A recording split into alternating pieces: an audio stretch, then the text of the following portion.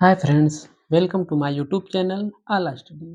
दोस्तों, आपका हमारे यूट्यूब चैनल आला स्टडी पर स्वागत है।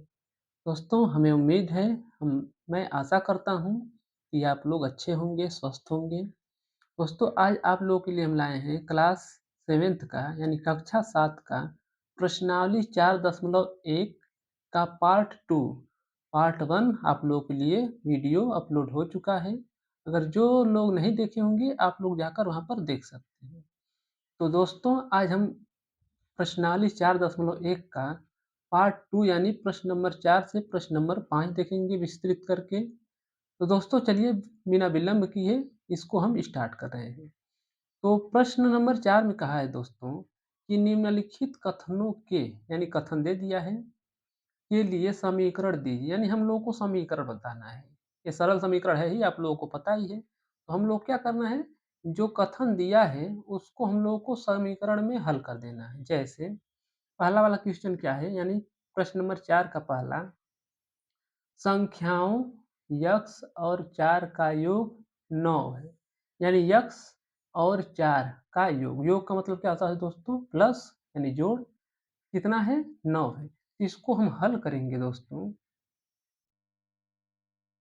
तो हल में क्या लिखा जाएगा, यानी प्रश्नानुसार, यानी यक्स प्लस, योग का मतलब क्या होता है, प्लस होता है, और 4, यानी यक्स और 4 का योग कितना है दोस्तों, तो 9 है। तो यक्स प्लस 4 का योग कितना कर दिया गया, 9 कर दिया गया। ये हो गया इस यानी समीकरण, यानी जो कथन है उसका समीकरण हो गया। अब हम लोग देख ले रहे हैं प्रश्न नंबर 4 का दूसरा। योग कहेगा तो योग कर देंगे, प्लस करेंगे, घटाने के लिए कहेगा तो माइनस कर देंगे। अब देख ले रहे हैं चौथा का दूसरा। चौथा का दूसरा दूसरा है दोस्तों, y में से 2 घटाने पर 8 प्राप्त होता है। तो इसको घटा देंगे दोस्तों, उसमें प्लस कहा था तो प्लस किए थे, इसमें घटाने को कहा है तो घटा देंगे। यानी y में से कितना घटाना है दोस्तों, 2, यानी y माइनस 2 कितना आ जाएगा दोस्तों, 8। यानी y में से 2 घटा दिए हैं तो कितना प्राप्त हो गया, 8। ये हो गया प्रश्न नंबर 4 का दूसरे का आंसर। कितना आसान है दोस्तों, आप लोग अब आसानी से हल कर लेंगे। अब देख ले रहे हैं तीसरा, चौथे का तीसरा जो दिया है, a का 10 गुना 70 है। इसमें दोस्तों न प्लस करना है न माइनस। क्यों कहा, a का 10 गुना, गुना का मतलब क्या होता है, गुणा, यानी a का 10 गुना, 10 गुना बराबर कितना कहा है दोस्तों, 70 है। तो इसको हम समीकरण में क्या लिख सकते हैं, a का 10 गुना, यानी a गुणे 10 बराबर 70। अब a का 10 गुना, अब 10 का गुणा 1 में करेंगे तो क्या हो जाएगा दोस्तों, 10a बराबर 70। इसको समीकरण में हल कर लिए। अगर a का मान निकालेंगे तो दोस्तों क्या हो जाएगा, ये 10 बटे में चला जाएगा, ये कट जाएगा, हो जाएगा आंसर कितना, 7। तो हम लोगों को बस यही तक छोड़ देना है, 10a बराबर 70 हो गया, या तो यही वाला आंसर हो गया। a का 10 गुना कितना हो गया दोस्तों, 70। का मतलब क्या होता है, गुना। अब हम लोग देख रहे हैं प्रश्न नंबर 4 का तीसरा, तो हो गया चौथा क्वेश्चन। तो चौथा है दोस्तों, कहा है कि संख्या b को 5 से भाग देने पर 6 प्राप्त होता है।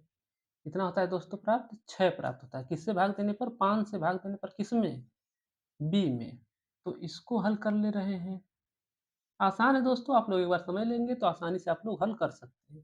संख्या क्या दिया है, b, b को करा है, b को 5 से भाग देने पर, तो b को किससे भाग कर दीजिए, 5 से, यानी b बटे 5। 5 से भाग देने पर कितना प्राप्त हो रहा है दोस्तों, 6। यानी यही हो गया आंसर। या तो ऐसे और कैसे किया जा सकता है, या 5 यानी b, यहाँ पर b है, b भाग का चिन्ह लगा दीजिए, 5 बराबर 6। बात यही है, यानी यह भी सही हो सकता है, यह भी सही हो सकता है। अब देख ले रहे हैं हम लोग पांचवा। पांचवा क्या कह रहा है दोस्तों, कि t का 3/4 15 है। t का 3/4 कितना है दोस्तों, 15। यानी t का मतलब क्या होता है दोस्तों, गुणा।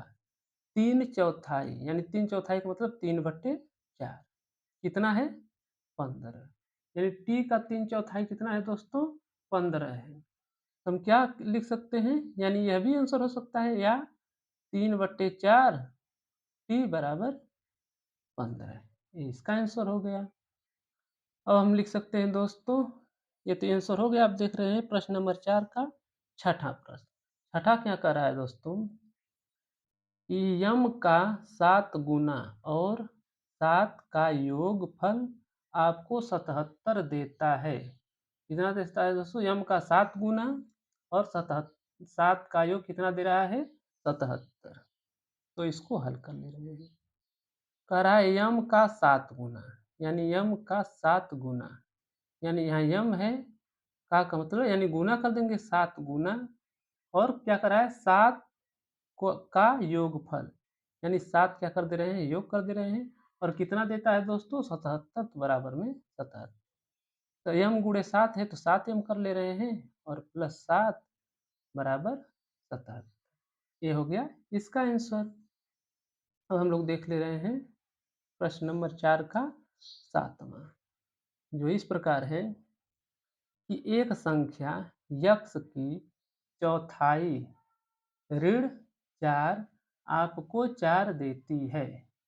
यानी एक संख्या क्या है? यक्स है, उसका कितना है? 1/4, यानी चौथाई का मतलब 1/4, यानी संख्या क्या हो गया? यानी पहले 1/4, यानी संख्या है यक्स, यक्स का 1/4 यानी 1/4, और क्या करना है? चौथाई ऋण 4, ऋण 4 कर ले रहे हैं। कितना दे रहा है दोस्तों?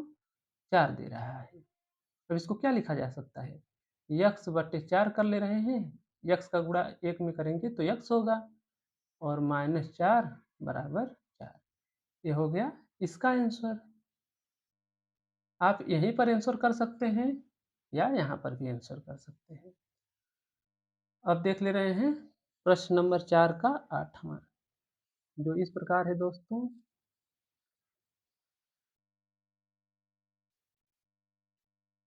8वां कह रहा है दोस्तों, यदि आप y के 6 गुने में से 6 घटाएं तो आपको 60 मिलेगा। यानी क्या कह रहा है? यदि आप y के 6 गुने में से, यानी इसको हल कर ले रहे हैं, तो y का 6 गुना, तो क्या हो जाएगा? y का 6 गुना यानी 6y हो जाएगा। गुना का मतलब क्या होता है दोस्तों? गुणा ही होता है, और में से कितना घटाना है? 6 घटाना भी है। तो 6 घटा दिए, कितना प्राप्त हो रहा है दोस्तों? 60। तो यहाँ पर लिख दिए 60। इसका आंसर क्या हो गया? 6y माइनस 6 बराबर 60। ये हो गया इसका आंसर। अब इस प्रश्न नंबर 4 का लास्ट क्वेश्चन देख ले रहे हैं हम लोग, प्रश्न नंबर 9।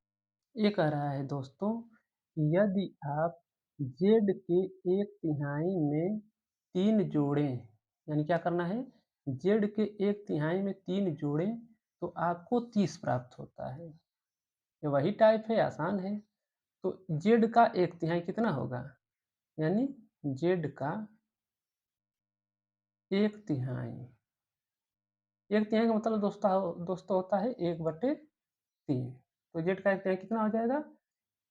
1/3 जेड, यानी 1/3 जेड हो गया। अब इसमें क्या करना है? 3 जोड़ना है, तो कितना प्राप्त हो जाता है?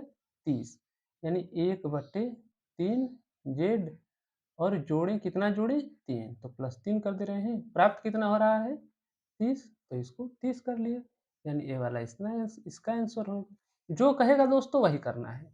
जोड़ने को कहेगा जोड़ेंगे, घटाने को कहेगा घटाएंगे, गुणा करने को कहेगा गुणा करेंगे, भाग करने को कहेगा भाग करेंगे। इसमें जोड़ने को कहा है इसलिए जोड़ दिए हैं। अब हम लोग देख ले रहे हैं प्रश्न नंबर 5। इसमें क्या कह रहा है दोस्तों? प्रश्न नंबर 5 में कि निम्नलिखित समीकरणों को सामान्य कथनों के रूप में लिखिए। यानी इसमें क्या करना है दोस्तों? उसमें समीकरण दे दिया था, कथन दे दिया था, समीकरण में हमको हल करना था। इसमें समीकरण दे दिया है, कथन में हम लोगों को हल करना है। तो इसमें क्या कहा है? पहला क्वेश्चन कहा है p+4 बराबर 15। यहाँ प्लस का मतलब क्या हो गया दोस्तों? जोड़ हो गया। तो यहाँ पर हम क्या लिख सकते हैं कि p तथा 4 का योग कितना है? 15। क्यों योग कर रहे हैं? क्योंकि जुड़ रहा है, इसीलिए यहाँ पर योग कहेंगे। p से 4 जुड़ रहा है, तो लिखेंगे p तथा 4 का योग 15। ये कथन हो गया इसका। इसमें क्या कर रहा है दोस्तों, दूसरे वाले में कि यम दूसरा यहाँ दूसरा देख ले रहे हैं। दूसरा कह रहा है दोस्तों कि m-7 बराबर 3, यानी इसको क्या लिख सकते हैं कि m ऋण 7 करने पर यानी m में से 7 घटाने पर 3 प्राप्त होता है। यहाँ पर क्या लिख सकते हैं, m में से 7 घटाने पर, यहाँ माइनस है तो घटाना ही लिखेंगे, 7 घटाने पर 3 प्राप्त होगा, 3 प्राप्त होता है, क्या होगा, ये इसका हो गया। अब तीसरा क्या कह रहा है दोस्तों, तीसरा देख ले रहे हैं। तीसरा कह रहा है कि 2m बराबर 7, तो इसमें क्या किया गया है, गुणा किया गया है, प्लस माइनस तो है नहीं, तो लिखेंगे m का गुणा 2 में करने पर कितना प्राप्त हो रहा है दोस्तों, m का गुणा 2 में करने पर 7 7 प्राप्त होगा, यानी m का 2 गुना 7 है, यानी m का 2 गुना कितना है दोस्तों, 7 है। चौथा देख ले रहे हैं। चौथा क्या कह रहा है, इसमें कह रहा है कि 4p माइनस 2, 4p माइनस 2 बराबर 18। चौथा यहाँ पर है दोस्तों, चौथा पहले देख लिया जा रहा है। यहाँ पर है कि m/5 बराबर 3, यानी m को 5 से भाग देने पर कितना प्राप्त हो रहा है, 3। ये बटा का मतलब भाग ही होता है, आप लोगों को पता ही है। तो चौथा क्या कर रहा है दोस्तों कि m में 5 से भाग करने पर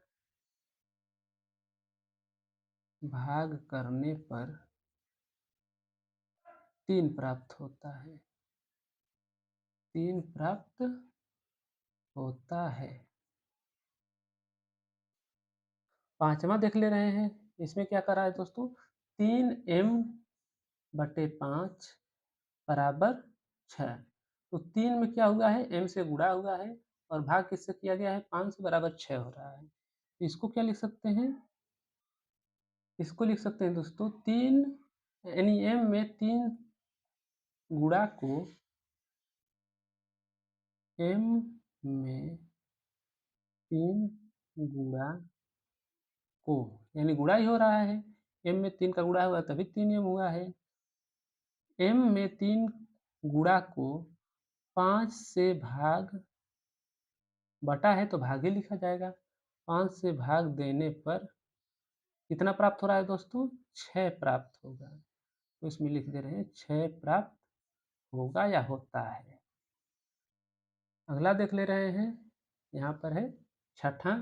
छठा क्या कह रहा है दोस्तों कि 3p + 4 बराबर 25, यानी 3 में किससे गुणा हुआ है, p से, और प्लस कितना हुआ है, 4 बराबर कितना आ रहा है, 25, यानी p के 3 गुने में 4 जोड़ने पर, p के 3 गुने में,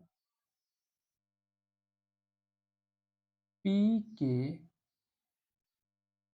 3 गुने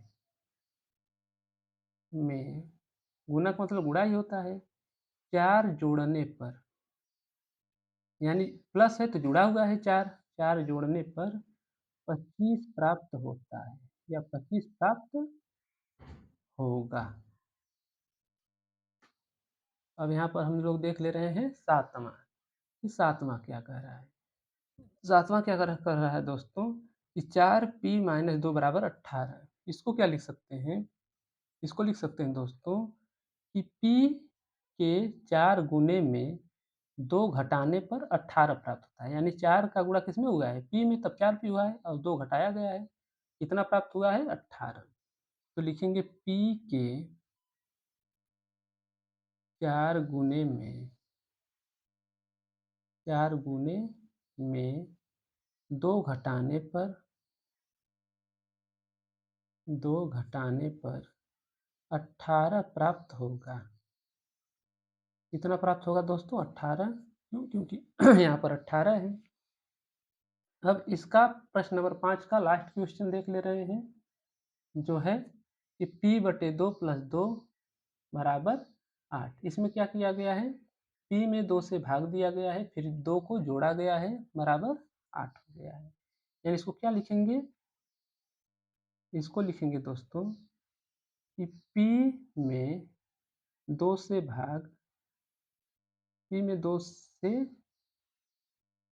भाग को भाग में क्या हुआ है, 2 जोड़ने पर, 2 जोड़ने पर कितना प्राप्त हो रहा है दोस्तों, 8। 8 प्राप्त होगा। यह हो गया प्रश्न नंबर 5वें का लास्ट क्वेश्चन। तो आज के लिए बस इतना ही दोस्तों। अगला प्रश्न हम अगले वीडियो में लाएँगे। अगर आपको ये वीडियो अच्छी लगी हो, तो प्लीज़ इस वीडियो को लाइक एंड सब्सक्राइब ज़रूर कीजिएगा, ताकि हम रेगुलर आपको वीडियो नया-नया प्रोवाइड कर सकें। मिलते हैं अगले क्लास में, तब तक के लिए जय हिंद।